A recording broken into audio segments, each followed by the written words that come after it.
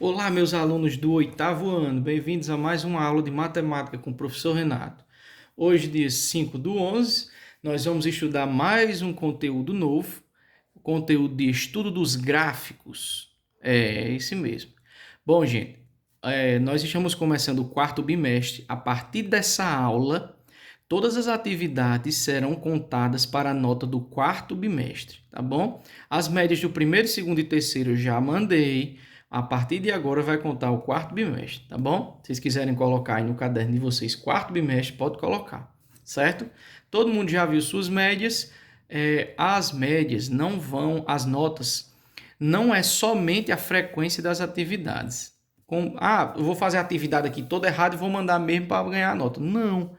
Alguns alunos me perguntaram, professor, eu mandei todas as atividades, por que minha média não é 10?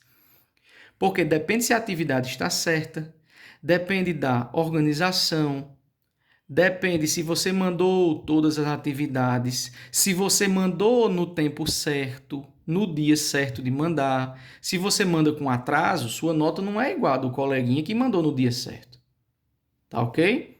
Então, tá explicado para vocês porque as notas não são iguais de todo mundo se está todo mundo mandando atividade.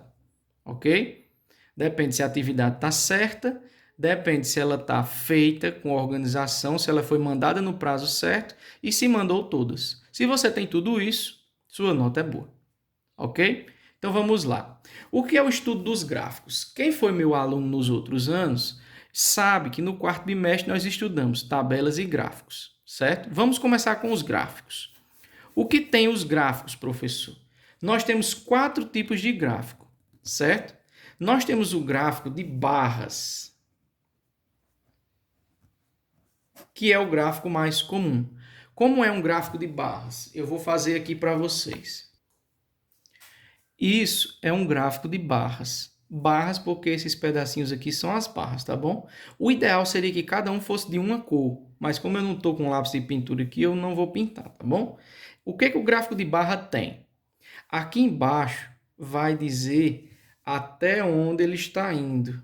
Por exemplo, aqui é o número 1, 2, 3, 4, 5, 6 e por aí vai. Eu posso botar uma setinha aqui na frente que mostra, tá bom? Esse gráfico aqui, ele está entre o 2 e o 3, ele está no 2,5. Esse gráfico aqui, ó, está entre o 3 e o 4, está no 3,5. E esse aqui está no 5, essa barra aqui. E o que cada barra dessa representa? De acordo com o título do gráfico. O título fica aqui em cima. É a informação que vai dizer o que o gráfico está trazendo como informação para você entender. E cada barra dessa representa alguma coisa. Por exemplo, se eu colocar aqui como título do gráfico é infectados por Covid-19. Aí eu coloco aqui, ó, janeiro, fevereiro, março. Quer dizer que deixa eu afastar aqui um pouquinho, cadê? Quer dizer que em janeiro infectados tiveram 3,5. Mas aqui pode ser porcentagem, ou pode ser quantidade em milhão, ou em mil, ou em pessoas mesmo. Cada um desses seria uma pessoa infectada. Em fevereiro, a quantidade foi a maior, veio até 5. Em março, a quantidade foi a menor, foi 2,5, 2,5, certo? Se for em porcentagem, cada um desses vai representar 3,5%, esse aqui 5%, esse aqui 2,5%. Se for em porcentagem. Se não for, se for em quantidade, pode colocar as quantidades aqui, certo? Isso é um gráfico de barras. Além disso, além do título e das informações que constam nele, tem uma coisinha chamada de fonte. O que é a fonte? É de onde foi coletada essas informações. Essas informações podem ter tido uma entrevista, eu posso ter pego direto do jornal ou de uma revista, de um site, certo? Então, esse gráfico pode ter vindo de algum lugar. Esse algum lugar é especificado na fonte. Por exemplo, se essa aqui, os infectados do Covid-19, em janeiro, fevereiro e março, no caso de 2020, né? Porque o Covid foi esse ano.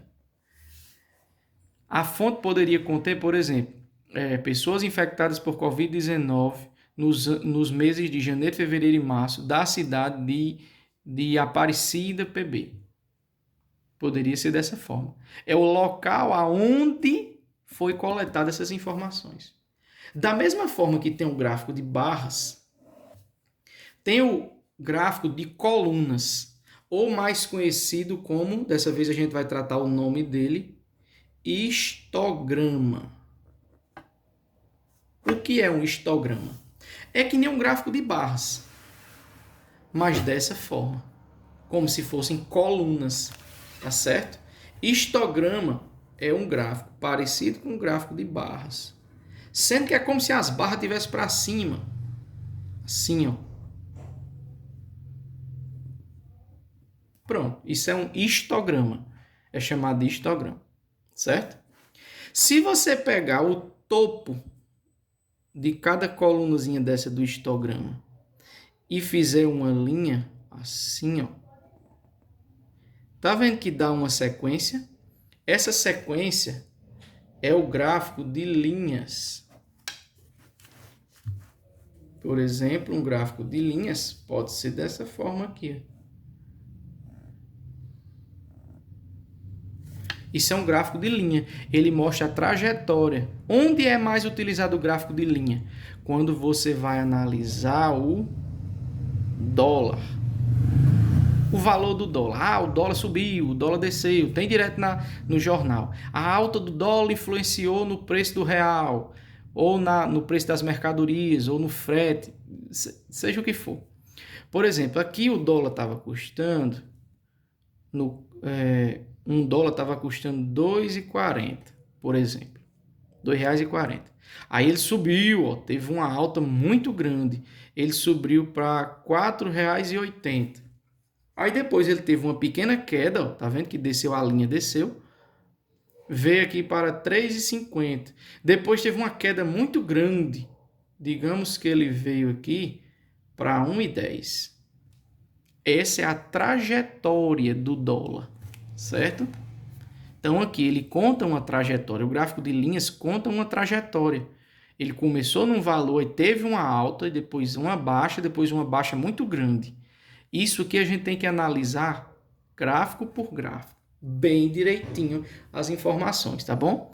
No material de vocês vem bem explicadinho, então leiam com cuidado o material de vocês, com atenção. Nele tem algumas atividades referentes à estrutura de gráficos, vocês vão ler direitinho e fazer. E o gráfico mais comum, onde todo mundo conhece, o gráfico mais comum que todo mundo conhece é aquele que parece uma pizza. Aquele redondinho que tem as fatias assim, ó, que aparece no jornal.